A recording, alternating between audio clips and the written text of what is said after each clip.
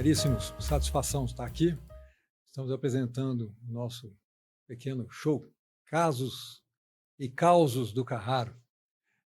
Temos hoje o privilégio, a honra de estar aqui com o nosso querido doutor. Qual é o vosso nome, doutor? Ricardo. Doutor Ricardo Cerqueira Leite. É uma honra estar aqui, é um privilégio, reitero. Conheci o doutor Ricardo profissionalmente, numa situação inusitada. Fomos chamados para um determinado cliente que estava, de quem a gente já cuidava da situação, que era recuperação de crédito, uns créditos bem complicados, e a gente veio costurando toda uma estratégia para conseguir trazer isso daí. Como o sucesso apareceu, ele passou o nosso passo para outro amigo, que estava com uma situação bem maior, o crédito dele era bem elevado. Nós estamos ali falando, acho que era quase 100 milhões, era uma coisa impressionante. E eles não estavam conseguindo achar a solução, me pedindo para tocar uma ideia, né? E fui lá, era um fundo, um FDIC, muito bem recebido, pessoal muito bacana, mas eu estava com o meu tempo muito limitado, tinha outros compromissos. E contaram um caso e alguma coisa não estava encaixando. Aí aquele recalque de advogado, né? Falei, tá, tudo bem, eu acredito em tudo que você está falando, mas me dá os contratos. Deixa eu ver os papéis, né? Deixa eu ler. Enquanto eu não ler, eu sou da turma da antiga, a gente ainda tem que ler as coisas ainda, sabe? E me trouxeram os contratos com críticas, acho que do outro escritório, já dizendo que os contratos eram furados, e eles acabaram entrando com um caminho judicial muito estranho. E eu fui ler os contratos sob críticas já, falei, deixa eu ler. Eu fui lendo, e a leitura fluiu de uma forma tão natural, tão clara, tão didática, e foi rápido. É uma coisa que eu precisaria de um dia para analisar, em 10 minutos já começaram a questionar, eu falei, espera só um pouquinho. Eu falei, mas você já leu tudo? Eu falei, já. E era um calhamaço, eu estou falando, é uma semi-bíblia que tinha lá de situação. Aí dentro disso daí, é o melhor contrato que eu vi na minha vida. A solução está aqui, não sei o que vocês estão procurando em outro lugar. A solução está aqui, está simples demais. Contrato muito bem estruturado, aí é análise técnica, né? Muito a concepção do contrato maravilhosa, muito bem estruturado, a divisão dele perfeita, ele é didático, ele é auto-aplicável. Por que vocês saíram dele? Qual foi a lógica? Aí eles não conseguiram me explicar a lógica e nos convidaram para assumir a causa daí em diante. Eu falei, não, se for assumir a causa é outra situação, diferente, mas vocês estão tendo uma visão diferente de outros profissionais que eu respeito, e vocês têm que falar com quem escreveu esse contrato. Essa pessoa que é a chave da solução. Ele tem que falar se o que está nesse contrato é o que eu estou vendo ou o que nossos colegas estão vendo lá. E eis que eles falaram, não, esse é o doutor Ricardo Cerqueira Leite. Eu gostaria de conhecê-lo. E eis que me procuraram e a gente se conheceu dessa forma. Ou seja, eu já estava lhe elogiando pelo seu trabalho antes de conhecer uma pessoa. Aí tive a chance de conhecer e foi muito agradável, foi muito bom. Já fizemos trabalho juntos, é um parceiro, nós temos muitas coisas para fazer ainda, né, cara? E dentro disso daí, tivemos ainda o agraciamento de te receber na nossa sede em Goiânia, para ministrar uma palestra, e foi assim que nós te conhecemos e tenho essa admiração pelo seu trabalho e foi realmente um prazer.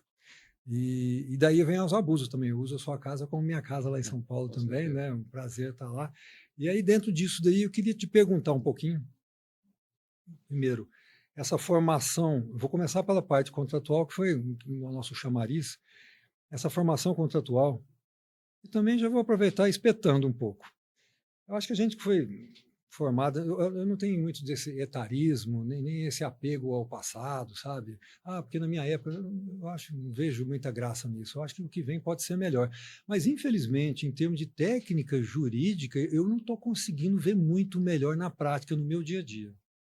O que eu estou vendo, sabe, são movimentos que eles estão transformando, gerando uma série de complexidades onde não existiam, mas que não tem pragmatismo nenhum, não levam a nenhum resultado.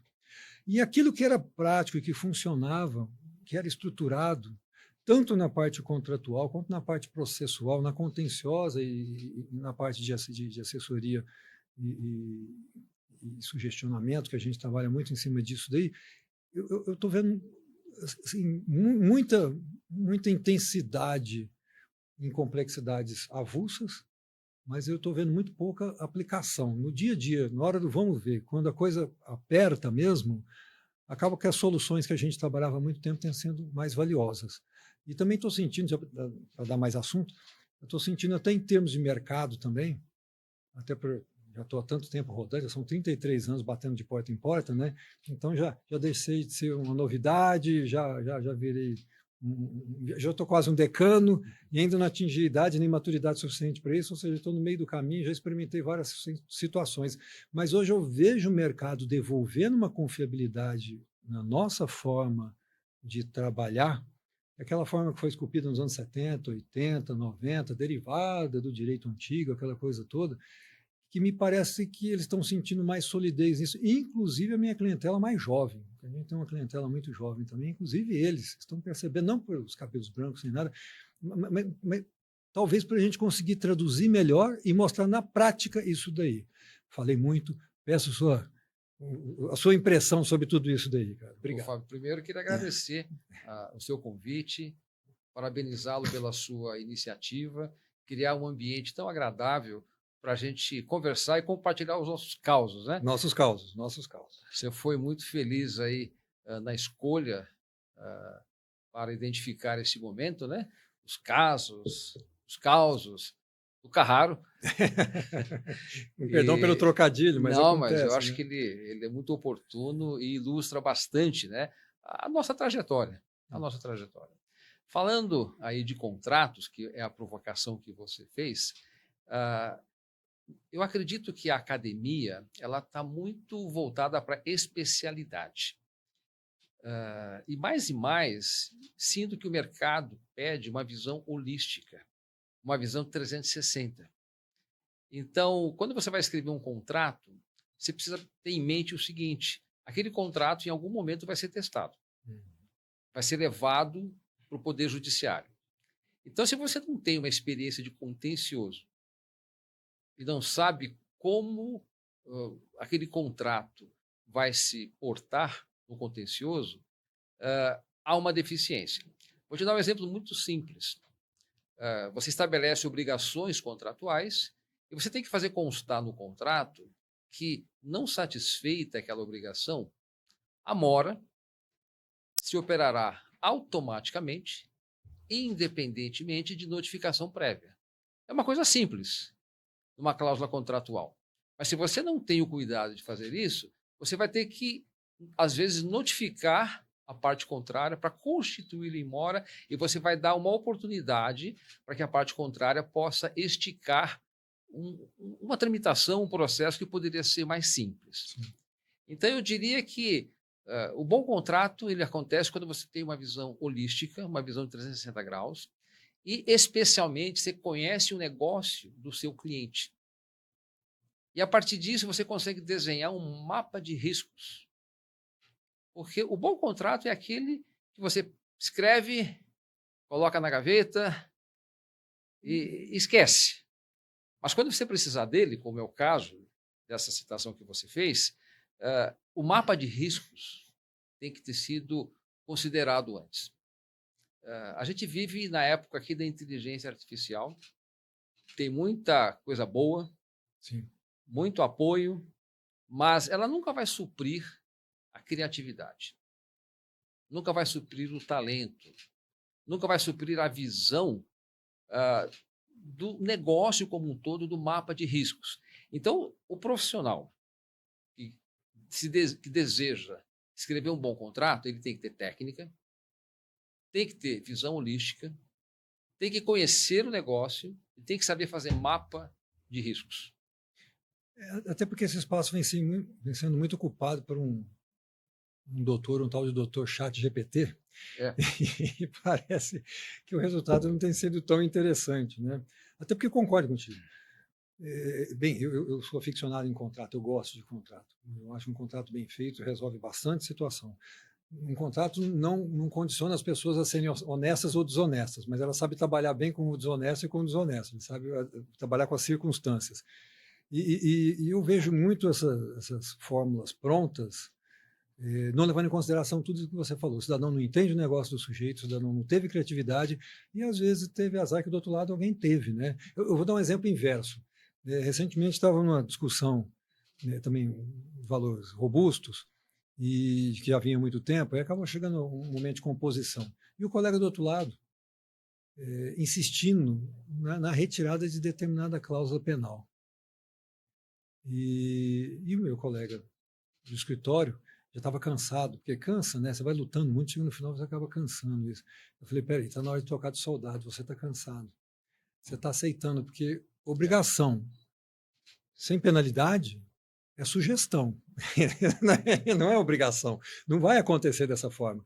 Então, eu preciso que você estabeleça determinados parâmetros, tem que ter, eles não podem faltar, senão não é um contrato. É uma carta de intenções, é uma carta de amor, alguma coisa que vale, mas não é um contrato. O contrato tem que ter obrigação, tem que ter penalidade e, de preferência, estabelecer qual a forma de aplicar isso daí. Porque senão fica muito etéreo. Hoje, tudo que é vago dá errado. Né? O ocupado tem uma chance de dar certo, mas o vago simplesmente não vai acontecer. Eu vou querer puxar um pouquinho o assunto. Eu sei que você atua muito nos Estados Unidos, você tem atuação profissional lá, tanto de empresas americanas que você tem como cliente aqui, estou falando de americanas ou outras multinacionais que passam pelos Estados Unidos, que você acaba representando aqui, e vice-versa. Empresa brasileira que você atua lá e você faz muito essa ponte, você está nos dois mundos. Nos Estados Unidos, a sensação que eu tenho é que o contrato é muito mais valorizado que aqui. É isso mesmo? Eles têm essa preocupação profilática muito maior que a do brasileiro? Sim. Existe o princípio da autonomia da vontade. O princípio da autonomia da vontade, nos Estados Unidos, prevalece muito mais, porque o sistema jurídico derivado do common law, ele entrega à sociedade maior autonomia. Então, o contrato, quando ele é feito nos Estados Unidos, você tem lá as definições. Então, quando eu usar no meu contrato a expressão tal, o que significa essa expressão? Você tem lá o capítulo das definições. Você tem o capítulo das declarações e garantias. Então, eu vou dizer certas coisas e aquilo que eu estou dizendo, eu posso dizer, porque eu sou o representante legal.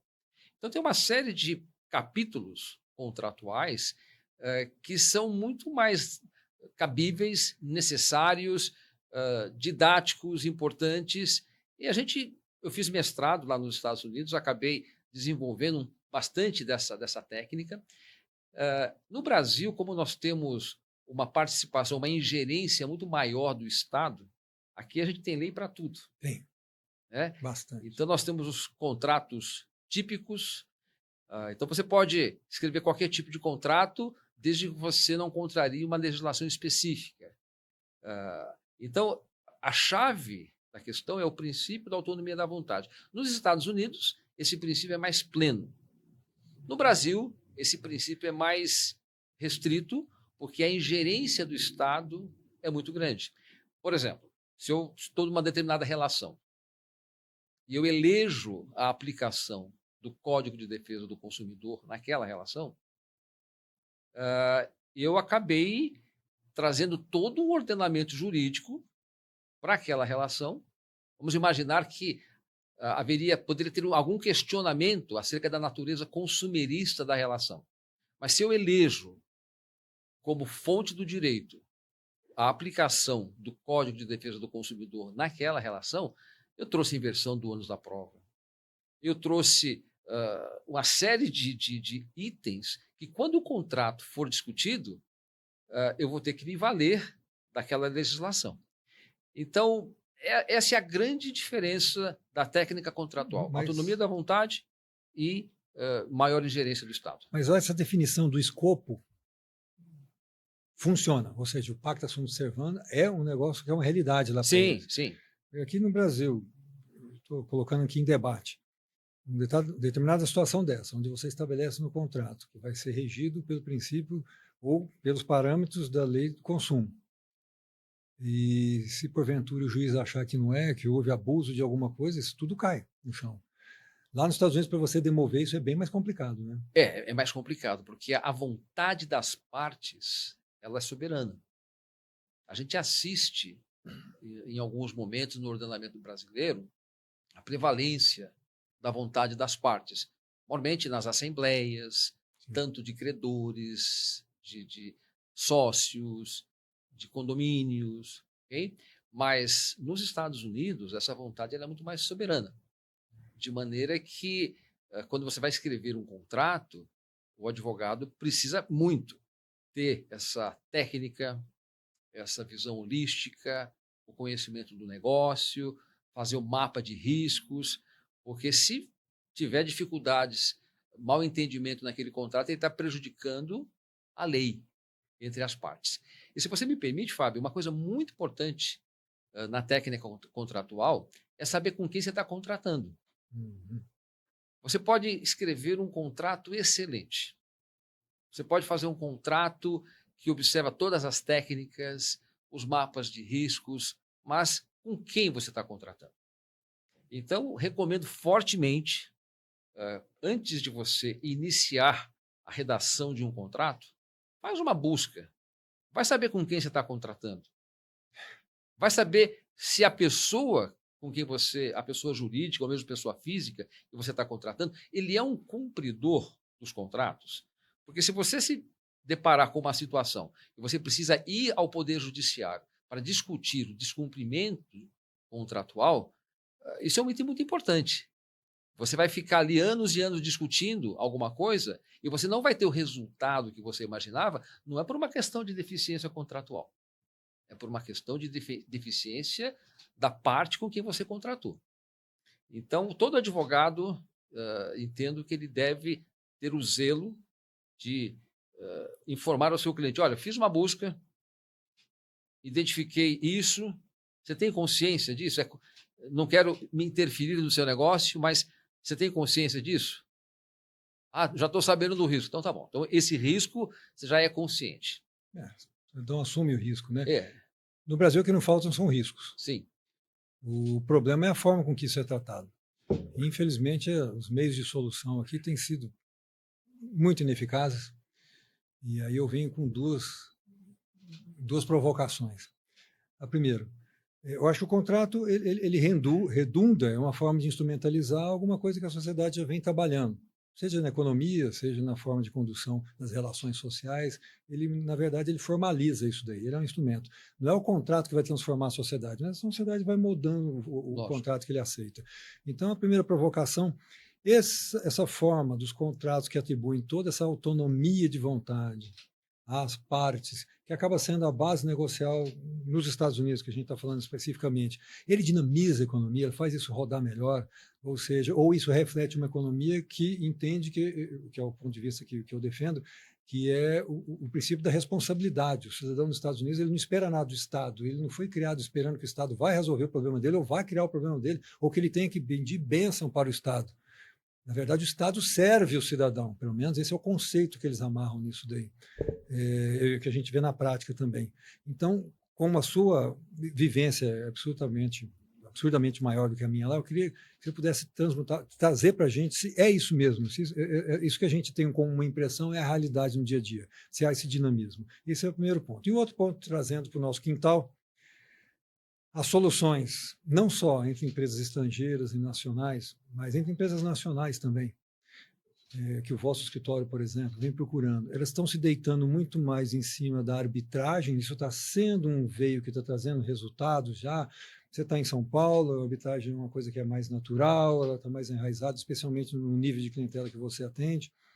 E isso daí já está internalizado, já é respeitado, já está funcionando no sentido que é uma prática que se transforma, prática, desculpa o trocadilho, né? Ou seja, é o dia a dia disso daí mesmo, ou ainda a preferência é o Poder Judiciário, e o Poder Judiciário está conseguindo responder essas demandas, pelo menos em São Paulo. Eu acabei esticando as perguntas, mas... Não, mas as suas observações são muito pertinentes e vinculadas. Falando especificamente a respeito aí de arbitragem, a respeito de como que a sociedade americana reage e como a sociedade brasileira reage. Veja, Estados Unidos, a sociedade ela é muito mais empoderada. Existe o que nós chamamos de empoderamento da sociedade. Só um parênteses. Eu tenho verdadeiro horror dessa palavra, tudo que ela vem significando ultimamente. Mas vou entender porque é o empowerment, que lá parece é uma forma natural, não tem esse sectarismo que foi atribuído aqui no Brasil. Exato, exato. Mas quando a gente estuda lá a formação do Estado, e a gente lembra das aulas do contrato social, né? E essa escola, ela influenciou muito a formação do Estado americano. John Locke, né, o pai lá do liberalismo, ele entende que o contrato social é uma transferência de atributos da personalidade ao Estado e que o Estado existe para promover o bem comum, mas o poder ele é originário do povo e esse conceito é um conceito muito arraigado na sociedade americana. Então, a sociedade é muito mais empoderada. Se a sociedade é empoderada, ela é empoderada para poder resolver diversas questões, inclusive os conflitos que decorrem dos contratos que são escritos. Então, hoje, se os Estados Unidos tivessem que construir um sistema público de solução de conflitos, o denominado court system, se tivesse que ter um court system, um sistema jurídico, o judiciário, melhor dizendo, para resolver todos os conflitos, eles teriam que quadruplicar a estrutura. Então, a cultura da arbitragem, a cultura da mediação, é uma cultura muito mais arraigada, seja por uma questão filosófica, principiológica e também econômica. É mais barato. Porque litigar nos Estados Unidos é muito caro.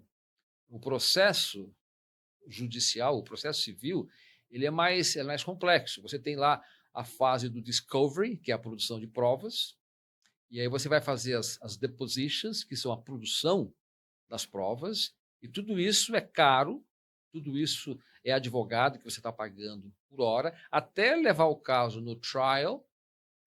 Então, é muito caro litigar nos Estados Unidos. Então, as partes preferem, usando o empoderamento social, resolver as suas questões. Okay? Falando de Brasil. Brasil, nós não temos uma cultura tão forte de empoderamento social. A nossa cultura é uma cultura de dependência de um poder central, dependência do poder público.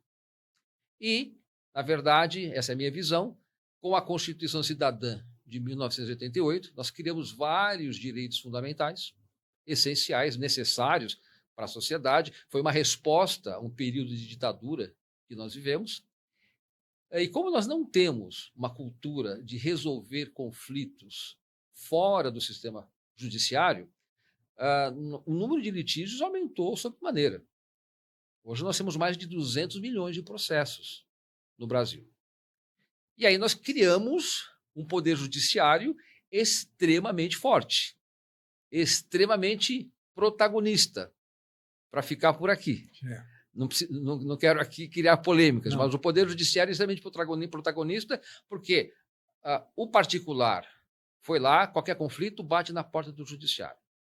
O legislativo, qualquer conflito, bate na porta do judiciário. Então, o judiciário percebeu que tem poder. Eu fiz um trabalho, alguns anos atrás, trouxe dos Estados Unidos um juiz da Suprema Corte do Estado da Califórnia. Nos Estados Unidos, o Poder Judiciário ele é organizado, ele tem 3 cortes por estado. Então, você tem o District Level, o District Court, Appellate Court e Supreme Court. Então, cada estado tem 3 cortes.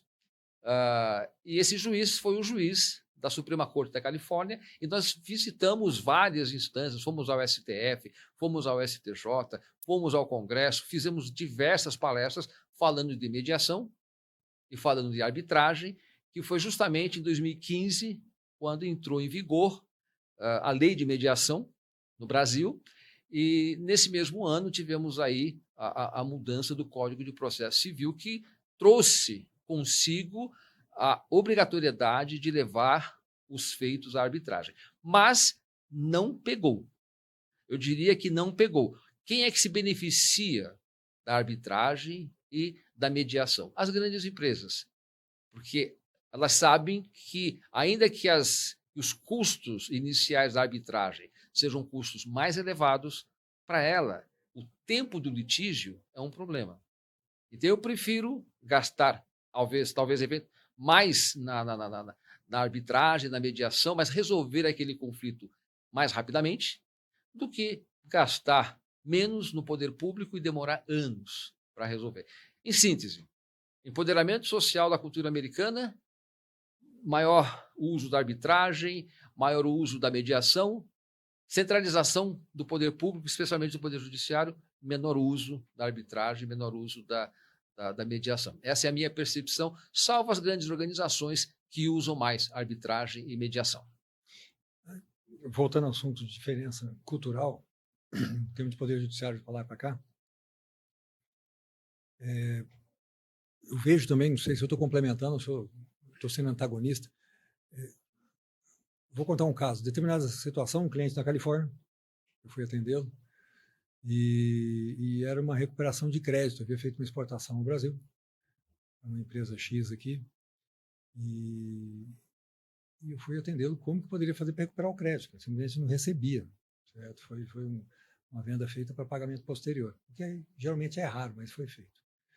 Pois bem, dentro dessa circunstância, eu tive que explicar para ele qual que era a dinâmica do funcionamento do Poder Judiciário nosso e a dinâmica de um processo judicial, especialmente de recuperação de crédito dele.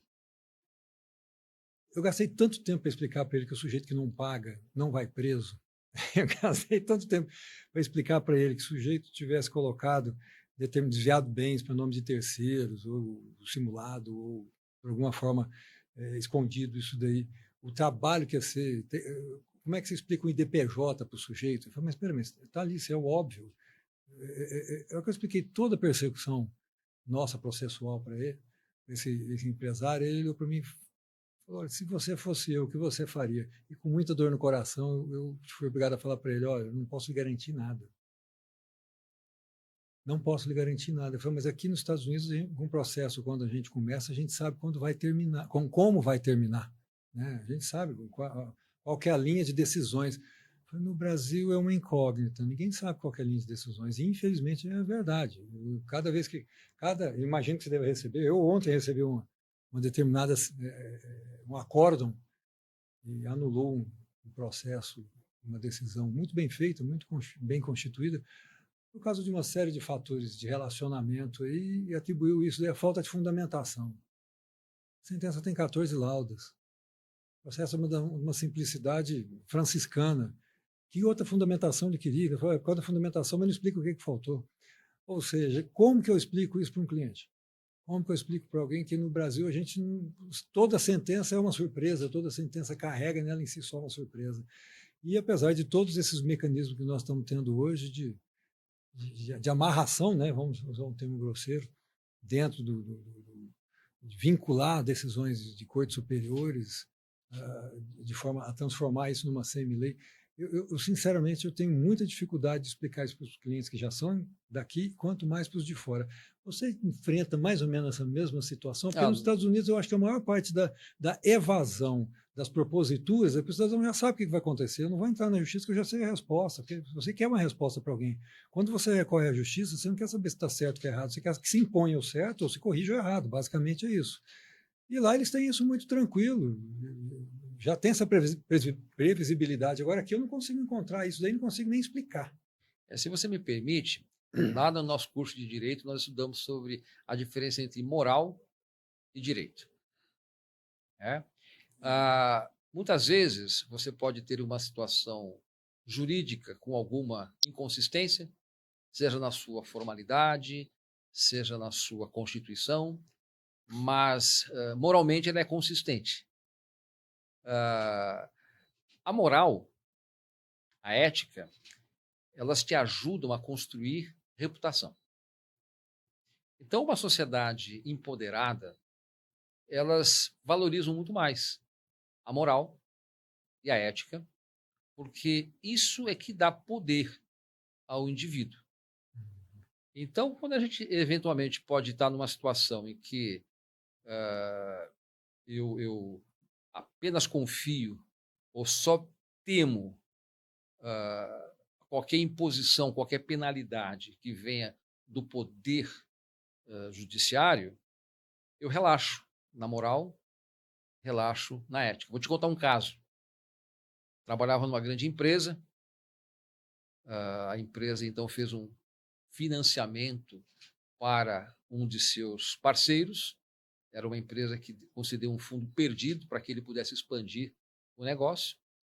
Na verdade, não, era um empréstimo. Era um empréstimo. Como a empresa era muito grande, houve um descompasso entre formalização e crédito em conta corrente. Uhum. Então, o funcionário da empresa fez a transferência e não tinha recebido ainda os contratos. E não recebeu os contratos porque o representante da empresa, né, Tomadora, no caso. aquele que emprestou, né, o representante da empresa que emprestou o dinheiro, não tinha reconhecido firma, teve uma questão operacional e demorou. Então, ele demorou para entregar os contratos. Mas a ordem de pagamento Uma ordem de pagamento já foi feita. E a pessoa percebeu: opa, os contratos não foram assinados e eu já recebi o dinheiro. Você assinou o contrato? Não, nem ele. Então? Então, nós temos aqui uma situação. Moralmente, aquela dívida existe? Existe. Juridicamente, ela existe? Existe. Mas para você provar a existência de uma dívida e os meios processuais para poder recebê-la sem um contrato de confissão de dívida assinado, só com a comprovação do depósito, a gente sabe da dificuldade. Então, em muitas situações, você não vai conseguir prever o resultado, seja por uma questão de deficiência de formalização, seja por uma questão de entendimento daquela específica região. É certo que o STJ, o STF tem pacificado algumas questões, mas não são todas. Então, a gente sim lida com isso, e eu sempre falo para os meus clientes, e acredito que você fale para os seus clientes, a melhor consultoria, a melhor assessoria, o que a gente faz para não entrar no judiciário? Sim. O que a gente faz na matriz de riscos? Como é que a gente lida no nosso modelo de negócio para que eu não precise trazer o Poder Judiciário para o meu modelo de negócio, para o meu dia a dia, porque eu tenho situações incertas. Vai ser dispendioso, vai ser incerto. Então, o melhor tipo de negócio é aquele que eu, tanto quanto possível, não preciso ir para o Poder Judiciário. Mas se precisar, contrata o Fábio, contrata o Ricardo, que a gente sabe como é que funciona. A gente já sabe muito bem como fazer. Em contraponto, para todo problema tem uma oportunidade, né? Sim. E muita gente sabe entender isso muito rápido. Especialmente os malandros entendem mais rapidamente. A leitura deles é mais ampla e mais rápida. E a iniciativa também, diga-se passagem. A título de fofoca, nós estamos nos causos aqui, eu posso contar. Recentemente, obviamente, não vou identificar de jeito nenhum, fui convidado, e bem remunerado, inclusive, diga-se passagem, para prestar uma consultoria para determinada empresa, determinado grupo investidor que estava vindo para o Brasil. E no fechamento do seu desenvolvimento de plano de negócio, eles me convidaram para palpitar. E o plano de negócio deles já previa o ingresso do pedido de recuperação judicial 6 anos depois de constituída a empresa. No plano de negócio. Ou seja, algumas situações que a gente sabe que não correm da forma correta, ou deveriam ser de outra forma, é muito bem aproveitado por quem tem essa visão e quem tem essa audácia também. O cidadão já está aproveitando todos que esses erros, ou essas não conformidades, ou essas concepções equivocadas que a gente vive, tanto na legislação quanto no Poder Judiciário, se aproveitam disso. Sim. A maior parte dos clientes, quando procura justiça, não é para resolver, é para ganhar tempo. Sim. É para fugir da responsabilidade. E, infelizmente, eles acabam sendo beneficiados pelo tempo, porque realmente demora demais por uma série de fatores. É difícil quando a gente está do lado de quem está procurando a coisa mais redonda, mais justa, correta. Então, é um país que, infelizmente, é uma constatação minha, peço até desculpa se eu for equivocado, mas é um país que privilegia o errado. Dentro daquela concepção do moral, do direito e do empoderamento social, onde que para você ter um destaque social nesse tipo de sociedade, você precisa ser melhor, ter uma conduta melhor.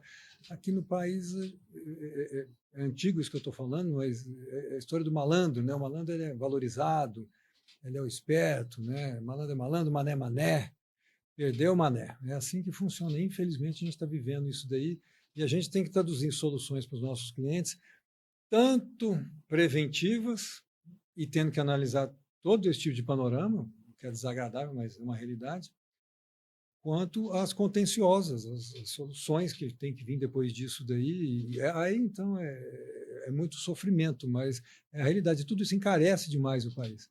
A gente vinha conversando até na nossa conversa prévia, o Brasil é país de ricos, que a gente pode pagar as coisas mais caras, a gente pode perder mais, a gente pode ter uma economia que funciona menos, que a gente consegue pagar.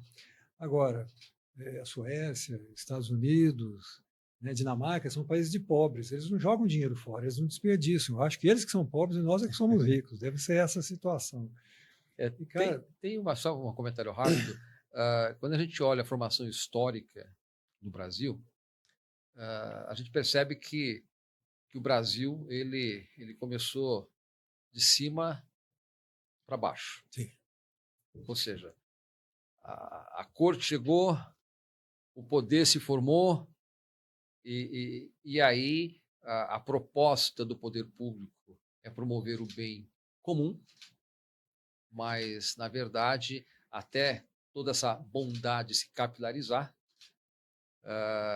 as pessoas mais próximas,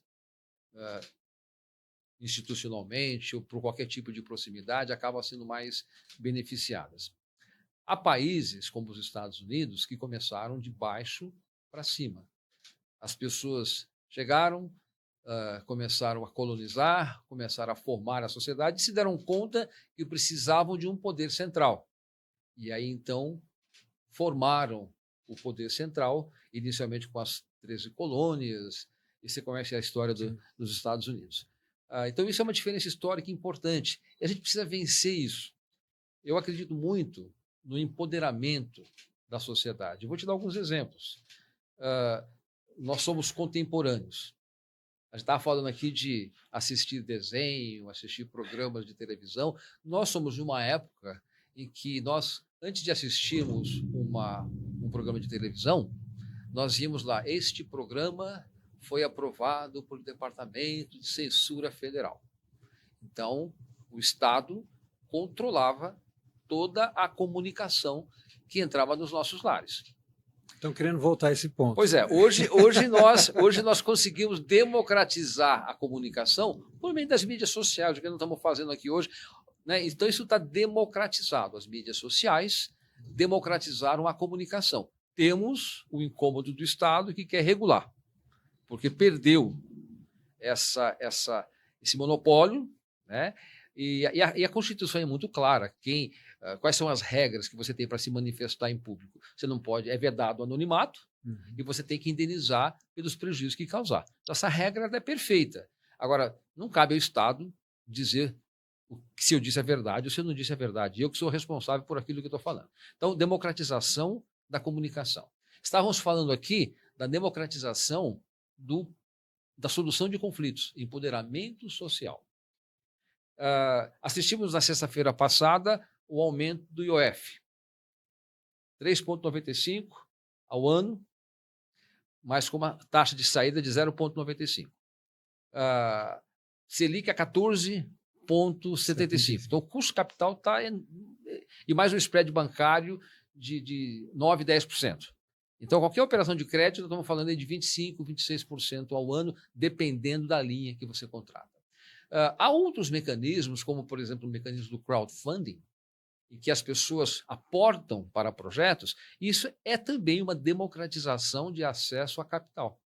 Então, eu acredito na sociedade empoderada, por isso que é importante cultivar valores morais, valores éticos, porque isso traz empoderamento para o indivíduo, isso traz empoderamento para a sociedade, para que ela não fique tão dependente de um poder central que, na verdade, deseja o quê? Deseja fragilizar a sociedade para que esse modelo histórico se consolide. Ou seja, o Estado controlando, o Estado cessando qualquer movimentação de democratização, seja a comunicação, seja a solução de conflitos, seja o capital, e faz isso por uma sociedade enfraquecida. Então, eu vejo o modelo americano como um modelo de uma sociedade mais forte e acho que é um exemplo para a gente olhar e aprender algumas coisas. Tem dificuldades, tem desafios, nem tudo funciona bem, tem uma série de coisas, mas no sentido de força da sociedade, me parece que é um exemplo que a gente tem que olhar. A gente ainda está num sistema cartorial medieval ibérico, nós não saímos dele. Sim. Então, a rigor, entre as capitanias hereditárias e o que existe hoje com loteamento de poderes e de participações em tudo que é público, nós estamos falando de uma nação onde mais de metade do seu PIB é ligado ao poder público de uma forma ou de outra. Eu acho que nem Cuba tem esse índice tão alto de socialização, né, vamos chamar dessa forma. É muito poder concentrado na mão de pouca gente que sabe exatamente o que está fazendo. E muito custo concentrado na mão de muita gente que não sabe basicamente nada do que está acontecendo. Então, concordo contigo que, em linhas gerais, a internet em si, essa explosão dos meios de comunicação fora do controle público, quem está revolucionando no Brasil, no caso, eu acho que minha esperança está deitada em cima disso daí, são os celulares. Porque hoje você vai numa lavoura com os lavradores cortando cana, cada um tem seu celular na mão. Sim. Você vai num ponto de ônibus, não tem ninguém que não tem seu celular na mão. Você está vendo fake news, ou está vendo bad news, ou está vendo good news, eu não sei selecionar, mas que está vendo news, tá? E não depende mais de um jornal, não depende mais de um telejornal, não depende mais de uma rádio, que estava na mão de controle de meia dúzia de pessoas. É um momento interessante, sim, e causa reações, como nós estamos vendo, horrorosas, inclusive, até patéticas de vez em quando, sim, nós estamos vendo tudo isso daí. Onde vai parar? Eu sinceramente, eu acho que nem a mãe de Ná, que Deus a tenha, não saberia te responder isso daí mais. É uma incógnita amarrada no segredo dentro do mistério. Né? E o Brasil tem a alcunha aqui no Brasil, até o passado é incerto, e infelizmente a gente está verificando isso daí. Né? O cidadão tem que reescrever uma série de histórias cada vez pior. É um momento muito complicado que a gente está vivendo, e mais crise é dor de crescimento, é dor de oportunidade, mas são dores. Nós estamos vivendo dores. E tem que procurar alternativas. Dentro de procurar alternativas, você citou uma situação que me interessa muito, que são os crowdfunding. E que eu sei que o seu escritório, junto com o braço americano que vocês têm, que é muito forte, etc., lá especialmente tem uma cultura bem, bem avançada nisso daí, e vocês estão trazendo isso daqui para o Brasil. Estão implementando isso de uma forma até institucional. Já está tendo eco isso daí, já está tendo adesão, ainda a coisa está patinando muito. Porque até a cultura, não é nenhuma crítica, eu estou tentando fazer uma constatação, me perdoe quem pensa diversamente, mas até a cultura empresarial brasileira, ela é amarrada a princípios das suas capitanias hereditárias até hoje, sabe? Eu tenho que pegar na mão daquele banqueiro, naquela época se chamava banqueiro, hoje são bancos, fundos, etc. Por mais que se tente multiplicar, parece que se multiplica a mesma coisa, é um bando de revolução dos Minions, né? É tudo meio parecido, assim. Mas o sistema do crowdfunding, eu só vi funcionando em situações apelativas de dor de alguém, operativas de personalidades que são conhecidas aí, ou subpersonalidades, celebridades, e dentro do meio empresarial, aquela figura que você estava querendo trazer, de fazer o financiamento coletivo, que tem um custo menor, que tem uma possibilidade maior, ou às vezes até divide a possibilidade de participação dos resultados, etc. Já está tendo algum tipo de aderência ou muita resistência? Tem tração, tem aderência, entendo que é um mercado que vai se desenvolver bastante, porque segue a linha da democratização. Democratização de acesso a capital. Hoje, quando o empresário busca capital, ele se depara com dois grandes protagonistas. Um, o governo, que vai levar 3,95 de OF, salvo se não tiver nenhuma mudança aí. Né? Se até hoje à tarde não aumentar alguma coisa. Ninguém muda nada. Né? Outro é a instituição financeira. Pegue os balanços dos bancos e você vai ver que os bancos ganham muito dinheiro e a linha de receita que mais remunera é a linha do crédito. Né? Não há dúvida disso. Então, o grande protagonista, ou os grandes protagonistas de acesso a capital são os bancos e o governo. Na linha de empoderamento da sociedade, na linha de democratização de acesso a capital, o que as grandes economias fazem? Eu vou investir no seu projeto, Fábio. Eu vou colocar dinheiro no seu projeto e você vai me entregar dividendos. você vai me entregar resultado. Eu acredito no seu talento, eu acredito na sua capacidade e vou investir na sua capacidade e você vai me entregar resultado. E o resultado que você vai me entregar é maior do que o que a instituição financeira iria me entregar. Vamos dar um exemplo. Hoje, um aplicador, um investidor que opta pela renda fixa, ele provavelmente, com muita sorte, vai ser remunerado a 14,65% ao ano, que é 100% do CDI. Isso Brasil, porque nós estamos numa taxa absurda, né? Mas essa é a remuneração. Se ele for captar recurso, como eu já disse, ele vai captar pagando aí entre spread e IOF 26%. Então, nós estamos falando de uma diferença de 12%. Se eu tiver um modelo de captação via crowdfunding, que eu consigo te entregar 16%, 17%, 18%, e ainda criar para você participação em um patrimônio, eu estou te entregando muito mais. O que é isso? É a sociedade sendo mais eficaz que os protagonistas do modelo de crédito. É a sociedade se empoderando. Então, o empresário, qual é a cultura que o empresário precisa desenvolver e aquilo que eu acredito? O empresário, além de ter um bom produto, um bom serviço, ele precisa aprender a desenvolver uma comunidade que vai acreditar nele a ponto de investir nele. Qualquer empresário médio, o sonho dele é progredir e fazer um IPO. O que é um IPO?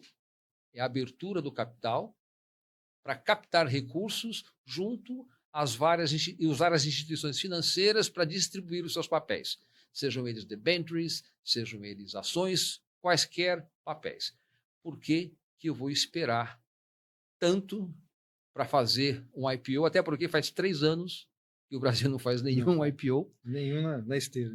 E por que eu não começo já como pequeno e médio empreendedor a abrir o meu capital, fazendo crowdfunding? Por que eu não começo desde já aprendendo a lidar com os investidores?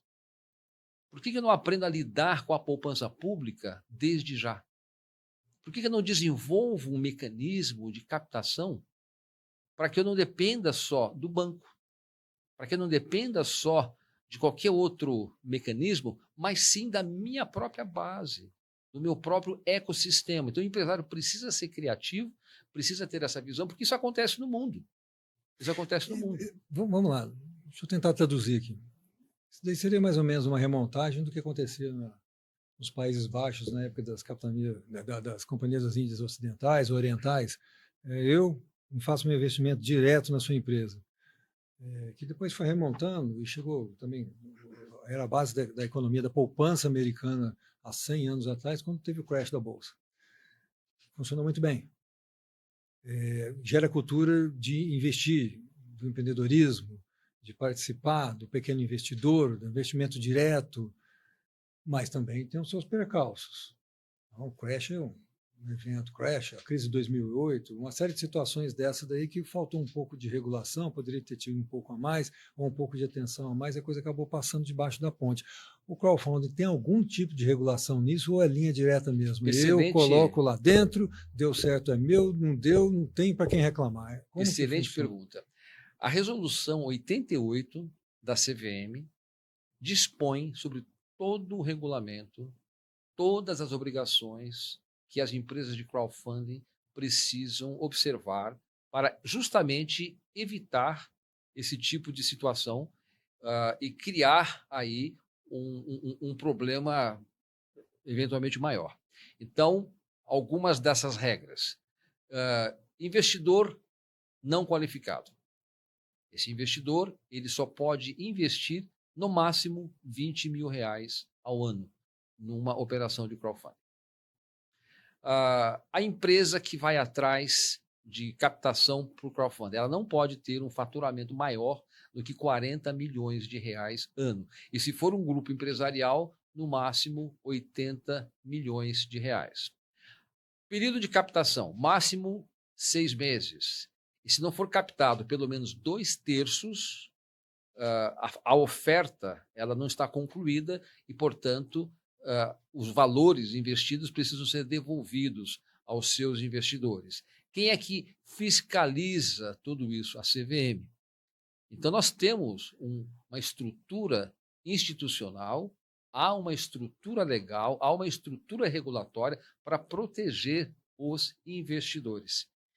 O que a gente não pode fazer é ir a mercado, fazer uma campanha de captação de recursos sem se submeter ao crivo da CVM e estar sob a fiscalização da CVM. Então, uma empresa de crowdfunding pode sim fazer isso e vai ter os aspectos regulatórios que ela precisa observar e assim minimizar os riscos quaisquer investidores poderiam eventualmente correr.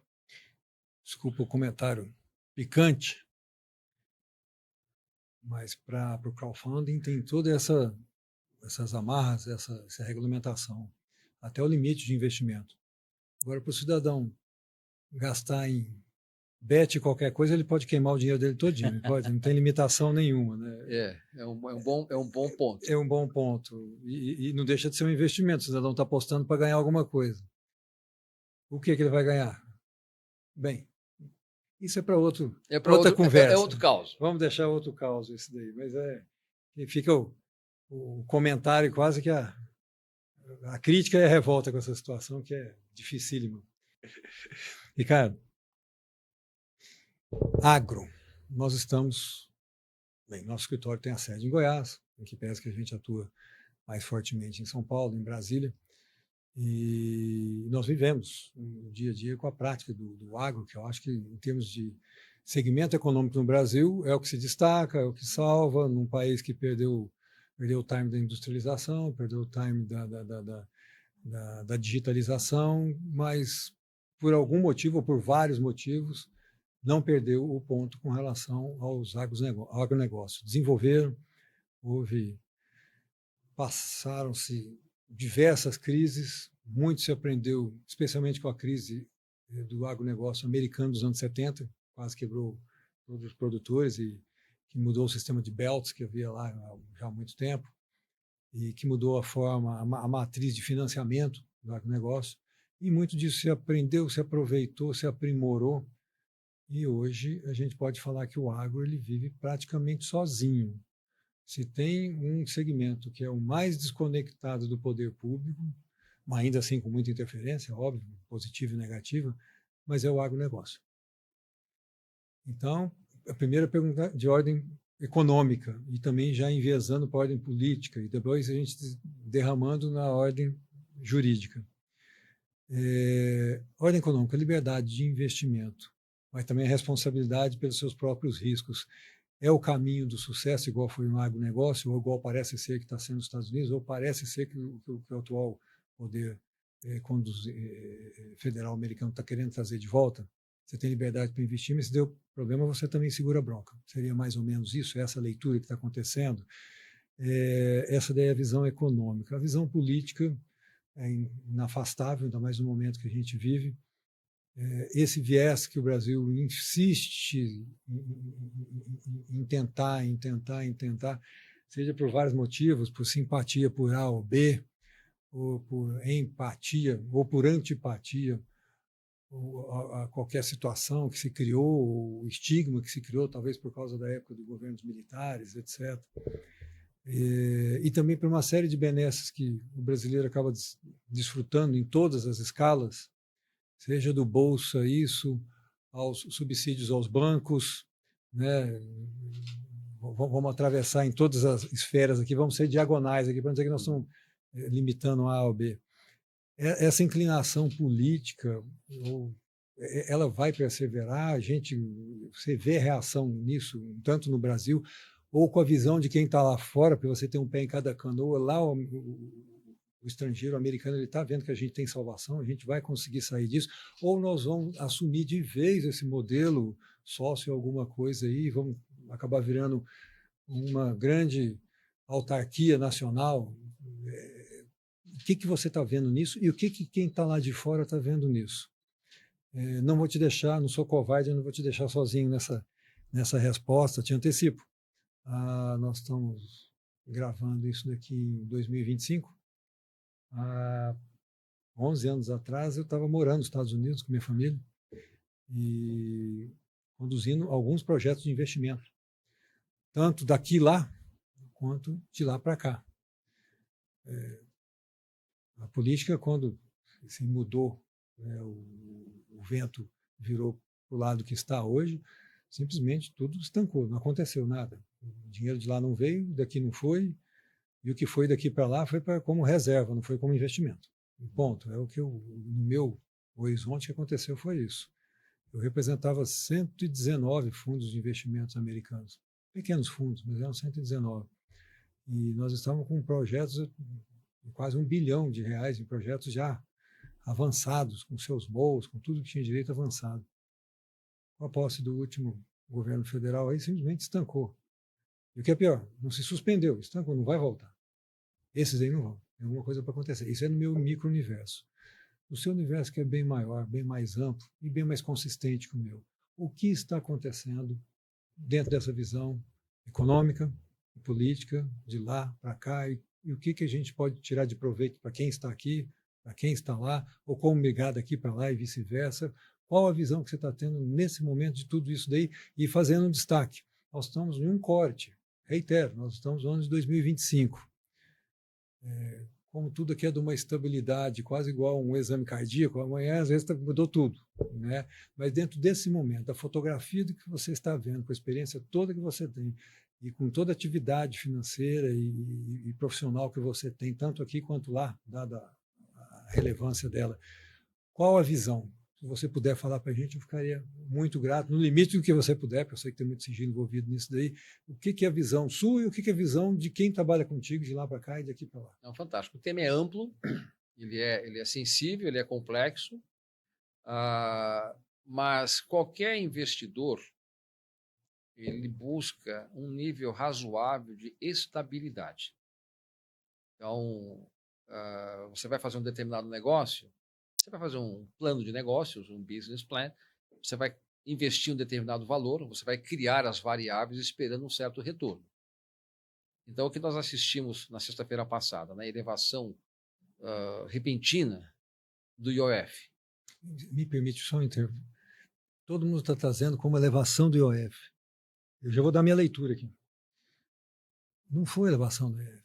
Foi uma forma de não elevar mais a Selic. Eles traduziram. Vivemos um momento de metáforas. Fala, não dá para subir, não vou chegar a 15%, que é um número mágico. Como que eu faço para elevar? Aumentar a arrecadação. E como eu sugo. Bem, você sugou do mesmo jeito, com o mesmo público. O que você fez com a Selic, você fez com esse mesmo público através dessa alteração de alíquota da IOF. É só traduzir isso em números, coloca numa planilha, você vai ver que o resultado final sai dos mesmos bolsos, isso daí. É mais um mise-en-scène que nós estamos vendo aí. Eu peço perdão pela intromissão. Não, mas é uma observação importante. Minha leitura foi essa. E também já emendo em outra observação. A situação lá, não, vamos franquear o uso da energia elétrica até, acho que 80 megawatts, negócio nesse, megawatts, alguma coisa nesse, que é o consumo basicamente de uma geladeira, de uma lâmpada, alguma coisa não muito maior do que um kitnet faria por mês. É lindo, eu acho fantástico. Alguém vai pagar essa conta. Mas a questão não é só de alguém pagar essa conta, tem outras contas subliminares em cima disso daí. A hora que você pega a inadimplência das empresas concessionárias, 90% está nesse nicho. Você acabou de limpar um custo para essas empresas maravilhoso. Eu trouxe isso para cá. Alguém está sendo beneficiado com isso. E alguém vai pagar essa conta. Quem vai pagar a conta? Os mesmos. E agora vão tirar os subsídios daquilo que nos venderam como energia fotovoltaica, energia eólica, vão tirar tudo isso antes do que foi combinado. Então, fecha um pacote. A gente vive, nesse exato momento, uma série de, eu vou chamar de metáforas, porque chamar de mentira pode me deixar no xadrez, eu não estou acostumado com o ambiente. Criatividades. Exatamente. E nós somos obrigados a fingir que não sabemos o que está acontecendo, mas está acontecendo tudo isso daí. Então, te devolvo, peço perdão mais uma vez por interromper, mas devolvo a palavra, que todas essas oscilações aí, elas são variações da mesma nota. O governo, se a memória não me trair, em 2024, ele consumiu aproximadamente 33% do PIB em arrecadação. Desses percentuais, algo próximo a 26% ficou com o governo federal. Então, são números muito, muito expressivos. Então, a gente tem um problema central, que é um problema de gestão pública, gestão ineficiente, gastos descontrolados, haja Inúteis, vista né? inúteis, haja vista o déficit. Então, há uma necessidade premente de caixa. Como é que eu alimento? Quais são as fontes de caixa que o governo tem?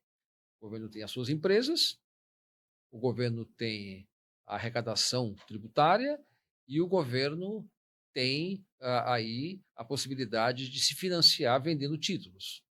Então, poxa, eu estou vendendo, eu levei a Selic a 14,75%, estou arrecadando, mas preciso de mais dinheiro, eu vou elevar o imposto, vou levar IOF. A diferença da elevação da Selic em relação ao IOF é que o IOF ele gera custo automático no seu planejamento. Então, eu faço um plano de 5 anos. Eu estimo o valor X de custo da minha alavancagem, valor X, valor Y de remessa desses valores para o país de origem, e da noite para o dia isso muda. Então, esse tipo de situação gera instabilidade. E a grande preocupação que o investidor tem é com relação à instabilidade. O Brasil é um grande mercado, um mercado com mais de 200 milhões de pessoas. Tem uma proximidade cultural com os Estados Unidos. É um país que tem muita coisa para construir. Então, tem oportunidades. Você citou o agro, grande oportunidade. A questão da energia renovável, grande oportunidade. Infraestrutura, tem muita coisa para construir no Brasil, grande oportunidade. Então, os fundos, eles olham para essas oportunidades, olham para isso, mas tem a preocupação da instabilidade política. O pequeno e médio empreendedor estrangeiro, ele teme. Por que eu vou sair de uma economia de 30 trilhões de dólares, que é a economia dos Estados Unidos, para vir para uma economia de 2,1 trilhões de dólares, que é a economia brasileira, e me submeter a essas situações de instabilidade? Então, quando eu sou um player mais robusto, quando eu sou um player econômico que posso e devo aceitar os riscos do outro mercado, porque eu tenho uma vocação internacional, esses riscos me incomodam, mas eles não são o suficiente para impedir o investimento. Mas quando eu sou um player menor, eu tenho mercados que são mais estáveis, há mercados que são mais atrativos. E o próprio Estados Unidos, que é aqui a tônica da nossa conversa, oferece várias opções, então não tenho necessidade de buscar um mercado na América Latina que eu vou estar me submetendo aí a certos riscos. Então, a síntese é essa. Grandes players olham para o Brasil, querem estar aqui. Isso tanto é verdade que no agro, por exemplo, você tem restrições. Empresas estrangeiras que desejem investir no agro, eles não podem ter o controle da terra. Né? Nós tivemos aí uma situação, uma lei de 1971, que gera aí uma série de restrições ao capital estrangeiro para investimento no agronegócio. Houve pareceres a partir da Constituição Federal de 88, que equiparou empresas estrangeiras com empresas brasileiras, e não pela origem do seu capital. E em 2010, a Procuradoria Geral ela emitiu pareceres criando restrições ao capital estrangeiro para investimento no agro, e hoje a gente vive aí uma situação de incerteza, uma situação de insegurança. Então, se eu sou uma empresa estrangeira e desejo comprar uma área no Brasil, e dependendo das dimensões da área, dependendo de quanto a participação societária que eu vou ter, eu tenho desafios, eu preciso pedir autorização do INCRA para poder fazer isso. Então, a área para colocar o agro no ambiente de produção internacional, a área de grande interesse também do Brasil, o governo cria restrições a esse capital. Mas o Brasil é um país que tem os seus atrativos. A América Latina tem um PIB aí de perto de 7 trilhões de dólares. Só o Brasil tem 2 trilhões. Né? É o maior país. Então, você não pode, enquanto player internacional, desprezar. Mas nós temos muito potencial. Nós temos muita coisa. Por isso que eu acredito, voltando àquela nossa conversa, do empoderamento social. Enquanto a gente depender visceralmente de uma estrutura centralizada e não tomar iniciativas, ou enquanto sociedade, para democratizar certas coisas, inclusive justiça, por meio da mediação e arbitragem, acesso a capital, ou outras medidas que nos distanciem ou nos tornem mais autônomos em relação ao poder central, a gente vai ter dificuldades aí de progredir. Mas com essa inclinação política que a gente está enfrentando hoje, eu não vejo muita possibilidade de se desenvolver. Porque é antagônico ao interesse, é antagônico à filosofia dele. Antagônico o bom é que os poderes eles oscilam, né? O bom A O haveriam de, né? É. Hoje, infelizmente, o princípio do equilíbrio dos poderes, dos pesos e contrapesos, não está funcionando. Eu digo assim, a cada 4 anos você tem a oportunidade de tentar mudar alguma coisa no país, mas a gente não pode ser ingênuo e deixar de entender que temos aí dificuldades institucionais muito sérias. A gente assiste a cada dia questões institucionais que nos preocupam. Mas eu sou um cara otimista. Eu sou um cara que eu gosto aqui do Brasil. Estou feliz aí, olha a polêmica, estou feliz aí com a vinda do Ancelotti. Vamos ver se ele vai conseguir tirar a seleção, né, dar umas alegrias para a gente. Gosto das praias, gosto do Brasil. Vou muito para os Estados Unidos, tenho negócios lá, tenho familiares lá, tenho um pé lá, um pé aqui. Mas quero dizer que toda vez que eu estou lá, eu sinto saudade daqui, sabe? Sinto saudade do churrasco, sinto saudade do ambiente amigável. Então, acho que vozes como as nossas, né, e usando aqui o recurso que a gente tem aí das mídias e a nossa experiência, são vozes importantes que a gente deve levar uma voz de alerta, mas também uma voz de otimismo, principalmente para a geração que está se formando, porque é triste você constatar que muitos cérebros, muita gente talentosa não considera mais o Brasil como uma opção, né? e quer ir para fora. Então, eu acredito que a gente precisa aí, procurar as coisas boas que a gente tem e dar uma força aí para... Sem querer ser nacionalista e ser ingênuo. E tem um meio de escalar isso sem ter violência? Só a informação. É o que a gente tem, né? É o que temos hoje. É o que temos hoje, né? É o que temos. Hoje. Então vamos nessa. Ricardo, queria te agradecer demais. Foi uma honra de ter aqui. Eu que agradeço aí o bate-papo, viu? Pelos seus casos e pelos seus causos. E conte sempre conosco. Você é uma honra estar sempre do seu lado. Eu que agradeço. E parabéns aí pela sua iniciativa e pela oportunidade, pelo espaço. Perfeito. Obrigadão. Obrigado, Ricardo. Um abraço. Gente, muito obrigado. Mais um episódio dos nossos casos e causos, dessa vez com o nosso querido Dr. Ricardo Cerqueira Leite. E estejam sempre atentos conosco, que tem mais ideias boas para aparecer aqui, doravante. Muito obrigado.